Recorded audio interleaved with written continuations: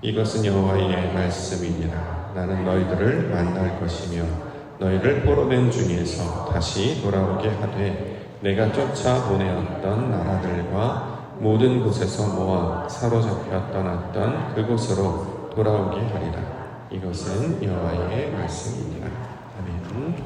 예레미야 29장 10절부터 14절까지 본문입니다.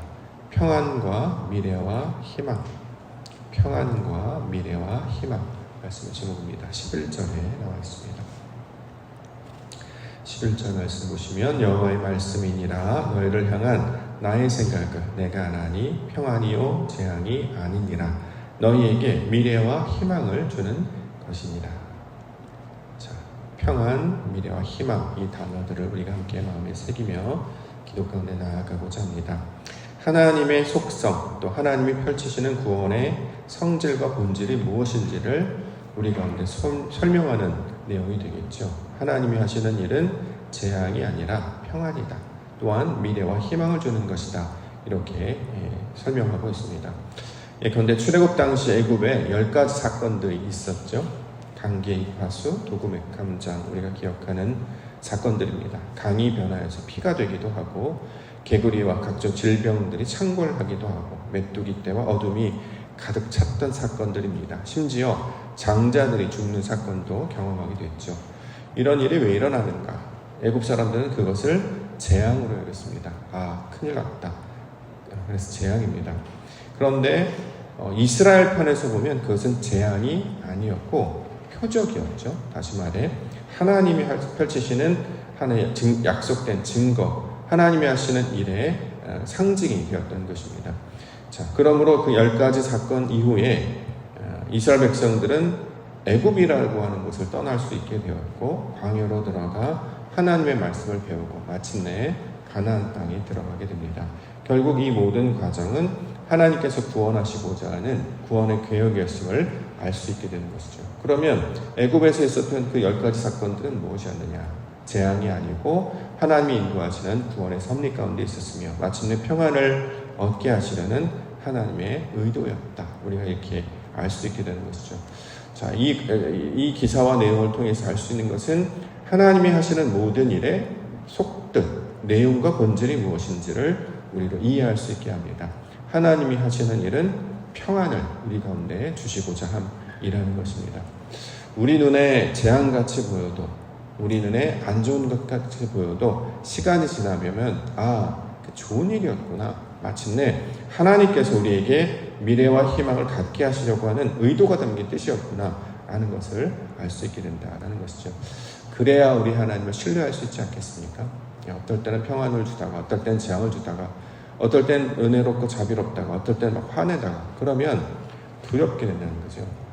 최근에 아이가 그 동화책을 하나 읽어서 저도 관심을 가졌는데 나의 라임 오렌지 나무 거기 이제 제제라고 하는 아이가 등장을 하죠. 아빠가 또는 누나가 혼을 크게 냅니다. 그랬더니 어떻게 해요? 그 아이가 마음 가운데 아빠를 떠나보내요. 누나도 비워버립니다. 그러니까 다음에 아빠가 잘해주고 누나가 잘해줘도 그걸 받아들이지 않아요. 왜요? 무서웠던 공포와 기억이 그 마음 가운데 있고 불합리하고 불공평하다. 심지어는 학대를 당하기도 했기 때문에 그 학대에 대한 기억이 아버지를 마음 가운데 죽여버리는, 그러니까 제거하여 버리는 그런 기회가 됐습니다. 다시는 그의 품으로, 그의 말로 들어가지 않게 된다는 거죠. 작은 아이가 가장 가까웠던, 가장 사랑하는 아버지와 누나로부터 받았던 그 기억이 평생의 아픔의 기억과 상처 남는 것처럼 우리는 연약하기 때문에 어려운 일을 당하게 되면 소위 말해서 상처로 자리 잡게 됩니다. 자, 하물며 하나님께서 하시는 일이 우리 가운데 조금이라도 잘못되었다면 과연 우리가 하나님을 온전히 믿고 신뢰할 수 있을까? 안 그래도 두렵고 안 그래도 위대하시고 안 그래도 크신 분인데 그가 조그만 큰 소리만 내도 우리는 아마 두려워서 벌벌벌 떨 것입니다. 가끔 이제 동물의 왕국이라는 그런 장면을 보면 이제 사자나 이 맹수가 이렇게 소리를 왕 질러요. 그러면 짐승들이 막 도망가거나 벌벌벌 떨죠. 자, 이런 것과 똑같게 되지 않습니까? 그래서 성경은 우리에게 하나님은 두려운 분이야, 무서운 분이야, 그렇게 가르치지 않았다는 거죠. 그런데 그거를 사람들이 그렇게 말하고 자신들이 왜곡함을 통해서 중간에서 이제 자신의 이익을 챙기는 수단으로 여겼던 것입니다. 성경은 한결같이 하나님은 자비롭고 은혜가 풍성하시고 긍휼력이시며 평안을 우리에게 주시는 분이시다. 항상 이 얘기를 전제로 깔아서 이야기합니다. 때로는 눈에 보여서 폭풍우와 또는 거센 파도가 밀려나는 것 같고, 때로는 우리 상황이 안 좋은 것 같이 보이지 마치 그것이 재앙처럼 보이는, 대표적으로 구약성경에는 이제 전쟁들이 있었고 기근이 있었고 전염병들이 이제 창궐하고 있었죠. 이런 것들이 왜 일어나는가? 오늘 말씀의 전제에 따르면 재앙이 아니라 평안을 주려고 하는 것이다. 그러므로 그의 신뢰함을 끝까지 붙들 것을 우리 가운데 설명하고 있는 것입니다. 우리가 항상 하나님을 어떻게 대해야 되는지 그 전제를 우리 가운데 소개하고 있는데요. 우리 하나님 평안을 주시는 분, 미래와 희망을 주시는 분이신 줄 믿습니다. 이것을 우리가 마음 가운데 확증하시며 삶 가운데 어떤 일이 일어날지라도 이 말씀을 기억하여서 흔들리지 않은 믿음 가운데 나아가시는 성도님들 교회 되시기를 원합니다. 자, 그 증거로 첫 번째, 선한 말을 하여서 돌아오게 하신다. 10절. 여호와께서 말씀하시니라 바벨론에서 70년이 차면 내가 너희를 돌보고 나의 선한 말을 너희에게 성취하여 너희를 이곳으로 돌아오게 하리라. 자, 바벨론으로 떠나갔던 이유는 이제 유대인들이 불순종했기 때문에, 하나님을 떠났기 때문에 이제 갔단 말이죠. 그러니까 일종의 계약이 파기됐어요. 엄마 아빠 말을 듣지 않은 상황, 결혼한 사람이 이제 외도한 상황, 이렇기 때문에 그 자리에서 쫓겨나서 이제 바벨론 땅으로 넘어가게 됩니다.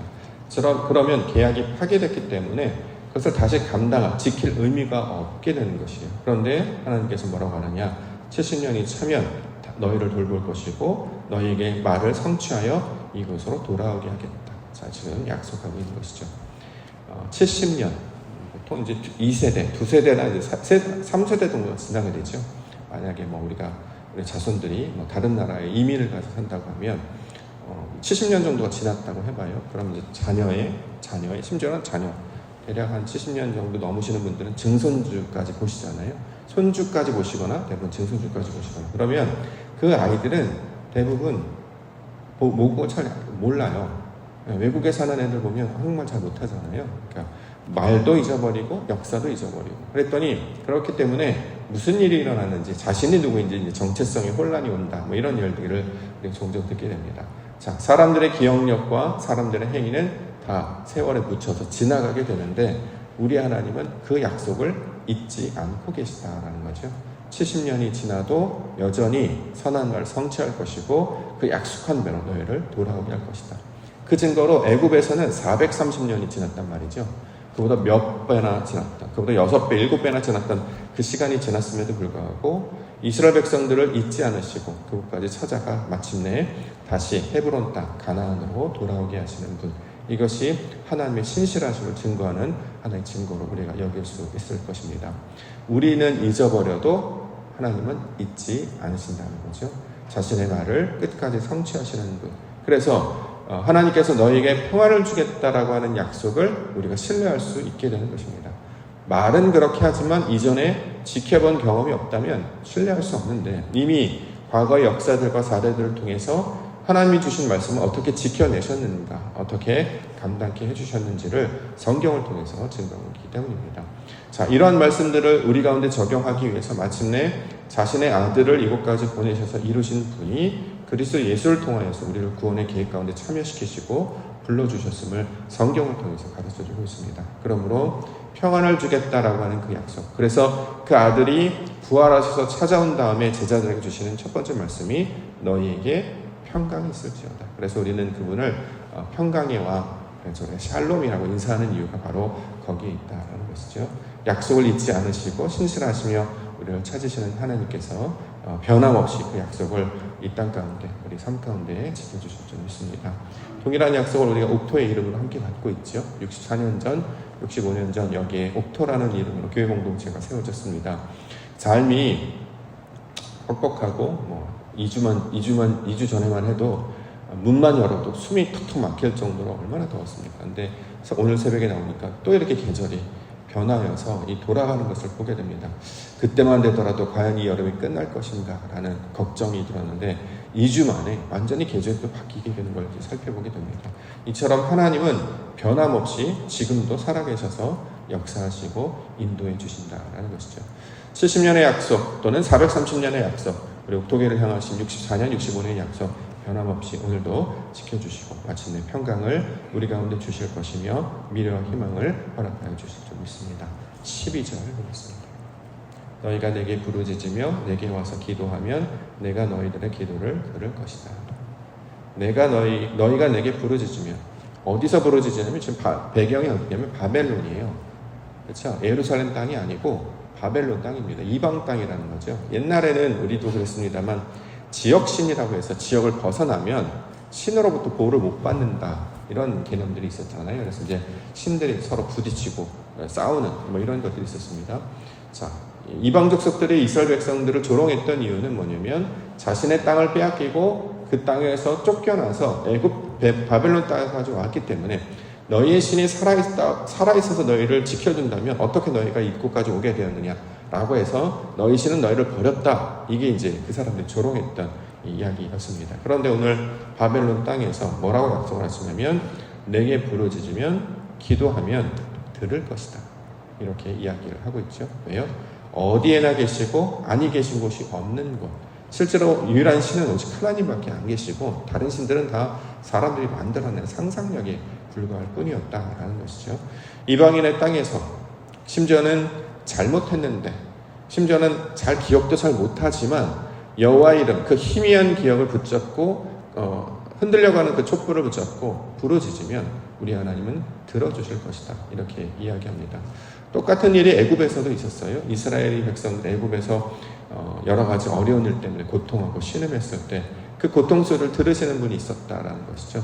바로 왕이 득세하였고 애굽에는 우상들이 가득했으며 신전들이 여기저기 즐비한 곳이었습니다. 그런데 그 세미한 음성, 그 백성들의 부르짖음이 뭐라고 우리 하나님 들으시고 찾아오셔서 모세 선지자를 보내셔서 그들을 인도해 내시는 사건들을 우리가 보게 됩니다. 동일한 분이 우리 여호와 하나님이신 줄 믿습니다. 그래서 우리가 어떠한 상황 가운데 있더라도 이게 약속의 증거가 되는 거죠. 기도하면 들을 것이다. 기도하면 들을 것이다. 여기에 해당하는 사람은 소위 말하는 세상 가운데 잘 나간 그런 사람들이 아니고 땅을 빼앗기고 또 말을 잊어버리고 그 어려운 상황 가운데 희미하게 남아있는 그 기억, 약속에 붙잡혀 있는 사람들을 향한 복음의 소식입니다. 내게 와서 기도하면 내가 너희를 들어줄 거다. 누가 내 목소리를 들어줍니까? 아무리 불러도 아무리 외쳐도 아무도 들어줄 수가 없고 듣는다 하여도 능력이 없기 때문에 도움이 되지 않습니다. 그런데 우리 하나님은 들으실 뿐만 아니라 찾아오신다. 이렇게 말씀하고 있습니다. 13절 너희가 온 마음으로 나를 구하면 나를 찾을 것이요 나를 만나리라. 온 마음으로 나를 구하면, 전심이라는 말로 보통 이해를 하는데 마음과 뜻과 정성을 다해 하나님을 찾으면 만나게 될 것이다. 이 땅 가운데 바벨론 땅에 있는데 만나게 될 것이다. 둘 중에 하나죠. 그분이 찾아오시든지 우리가 그리로 가든지, 둘 다 불가능한 상황 아닙니까? 하나님께서 바벨론 땅까지 오신다고요? 아니면 우리가 예루살렘 땅으로 다시 돌아간다고요? 70년이나 지났어요. 그런 일은 일어날 수가 없습니다. 옛날에 그랬다고 하면 지금은 불가능한 일입니다 라고 생각할 텐데 오늘 말씀은 뭐냐면 나를 구하면 찾게 될 것이다. 나를 구하면 만나게 될 것이다. 놀랍게도 하나님께서 선지자의 목소리를 통해서 먼저 들려주셨고 그가 찾아오실 뿐만 아니라 역사를 통해서 알고 있는 것처럼 70년이 지난 다음에 그들을 다시 예루살렘 땅으로 돌이키시는 하나님의 역사를 우리가 알고 있게 되고 있습니다.